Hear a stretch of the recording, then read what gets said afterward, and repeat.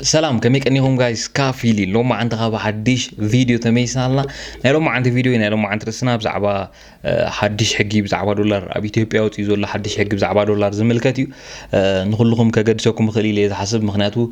كم بصحتينا ابي إثيوبيا تمصو ايفن ابزي تنبرزو لكم بسدتኛው يكون ولا بباسبورت زاتكم ابزكم ابزي تنبرزو لكم سباتون نعرفون يقدسكم ስለዚህ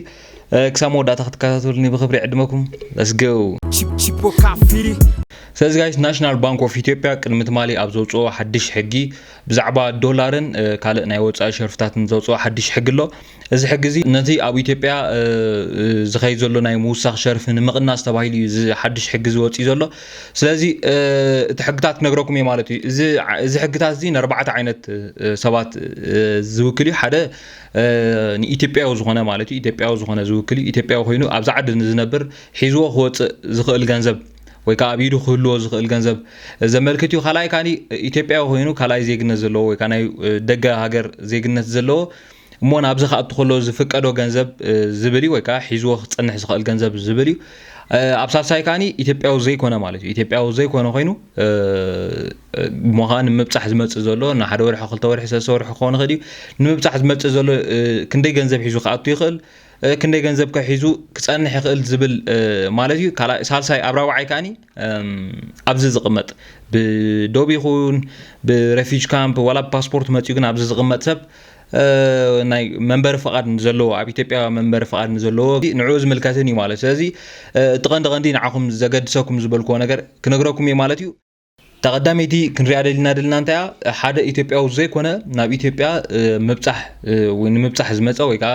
نخاله استفላለየ ነገር ንሓደ ወርሒ ይኹን ክልተ ወርሒ ሰለስተ ወርሒ ንምብፃሕ ዝመፀ ሓደ ኢትዮጵያዊ ዘይኮነ ንምብፃሕ ዝመፀ ናይ ካልእ ዜግነት ማለት እዩ ሒዝዎ ካኣቱ ዝኽእል ገንዘብ 4000 ሒዝዎ ካኣቱ ዝኽእል ገንዘብ 4000 ልዕሊ 4000 እንድሕር ኮይኑ ካስም ዲክለሬሽን ወይ ከዓ ናይ ጉምሩክ ፍቃድ ከድልዮ ይዝብ ዘሎ ትሕጊ ስለዚ ሓደ ሰብ ሒዝዎ ካኣቱ ዝኽእል 4000 እዩ ندحر لعل 4000 كوينها ناي جمرك فقط كدلي حسكا زاتها 4000 او وشت 30 معلتي كشرفالو حسكا زاتها ገንዘብ او وشت 30 معلتي كشرفالو مالتي ندحر زي تشريفو قا ወይ كاني نختشرفو ندحر زي دليخا خاني اب ناي فورين اكاونت زبلالو اب استفلالي بانكታት አሎ ናይ فورين اكاونت له ወይ كاني بدولار سيف ዝኾን اكاونت له ابو سيف كتقبرو تخلي خاي زب زلو تحقي ስለዚ حدا سب حزوه خاطو زغل 4000 لعلي ندحر كوينو كم دعنتو يزولكم كاسم ديكلاريشن ወይ كان جمرك فقاد كدليو اب سالساي كاني او وشت 30 معلت تحسكم وزاتكم ገንዘብ كشرفالو يزب زلو مالتي كشرفالو كتشرفو ندحر زي دليكم كاني اب ناي فورين اكاونت زبلالو داشنالو بسفرالي كال بانكታት አሎ او ከተቀምጦ ትخليكم بدولار سيف زغبر اب استفلالي بوتا خيدكم كتوصو سلتخلو ስለዚ او سيف ክትገብرو ትخليكم مالتي ስለዚ እዚ ይመስል ማለት እዩ ሓደ ኢትዮጵያዊ ዘይኮነ ንምብጻሕ ኢሉ ዝመጸ ሰብ እዚ ይመስል ማለት ካልኣይ ካኒ ሓደ ኢትዮጵያዊ ኮይኑ ናይ ካልእ ዜግነት ዘለዎ ወይ ካኒ ኢትዮጵያዊ ኮይኑ ኣብ ካልእ ሃገር ዝቕመጥ ሰብ ማለት እዩ ከኣቱ ከሎ ዝፍቀዶ ገንዘብ $10000 እዩ لعل 10000 دولار ندحر كوينو كم تعندو يزولكم كاسم ديكلاريشن كدليو مالتي ወይ ካኒ ናይ ጉምሩክ ፍቃድ ከድልዩ ማለት ስለዚ ሓደ ኢትዮጵያዊ ዜግነት ዘለዎ ወይ ከዓ ኣብ ካልእ ሃገር ዝቕመጥ ማለት እዩ ሒዝዎ ካኣቱ ዝኽእል ገንዘብ 10000 لعل 10000 ندحر كوينو ካኒ ናይ ጉምሩክ ፍቃድ ከድልዩ ማለት እዩ ሒዝዎ ዝኣተወ ገንዘብ 10000 ማለት ኣብ ውሽጢ 9 መዓልቲ ኣብ ውሽጢ 9 መዓልቲ ክሽረፍ ኣሎ او وشت 9 معلت خشرف له ندحر تزي شريفوا هم تعندو يزولكم او ناي وصا هاجر اكاونت زبل وكا فورينر اكاونت زبلالو بدولار سيف زغبر او خقمط الله مالتي ስለዚህ ن ኢትዮጵያዊ ዜግነት ዘለዎም አካል ሃገር ንዝቕመጡ ሰባትካ እዚ መስል ማለት ይትሕጊ ኣብ ሳልሳይ ካንታዩ ኣብ ኢትዮጵያ መንበር ፍቃድ ዘለኩም ሰባት ኣብ ኢትዮጵያ መንበር ፍቃድ ዘለኩም ክብል ከለኹ ብናይ ሪፊጅ ካምፕ ብዝተፈላለየ መንገዲ ግን ኣብ ኢትዮጵያ ትነብሩ ዘለኩም ሰባት ካኒ ክትሕዝዎ ዘለኩም መጠን ገንዘብ ብላሎ ክትሕዝዎ ዘለኩም መጠን ገንዘብ $500 $500 ብጥረ ዶላር ክትሕዙ ትኽእሉ ኢኹም ማለት እዩ ልዕሊ $500 ክትሕዝ ግን ኣይፍቀደካን እዩ ዘሎ ስለዚ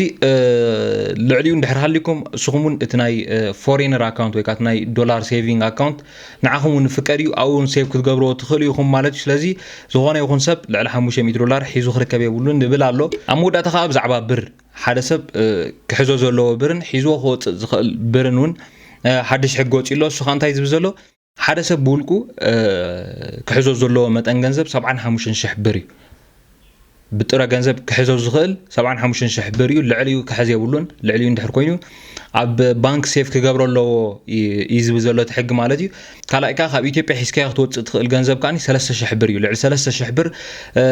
ሒዝካ ክትወፅእ ይትኽእል ኒኻ ማለት ስለዚ እዚታት ወፂሎ ትሕጊ ማለት ስለዚ ምናልባት ካብዚ ዘገድሰኩም ነገር ረኺብኩም ትኮን ተስፋ ገበር ምክንያቱ መብዛሕትኡ ሰብ ካብ ኤርትራዊ ማለት እዩ መብዛሕትኡ ኢትዮጵያ ካኣቱ ከሎ መብዛሕትኡ ዶላር ሒዙ ዝኣቱ ስለዚ ንዓኹም ዝምልከት ተቐንዲ ቀዳመይቲ ዝነገርኩኹም ሒዝኩም ክትኣቱ ትኽእሉ ገንዘብ 4,000 ሒዝኩም ክትኣቱ ትኽእሉ ገንዘብ 4,000 او 30 معلتي كشرف على وقت جنزب كتشرفوا لكم ببركة كيرو لكم مالتي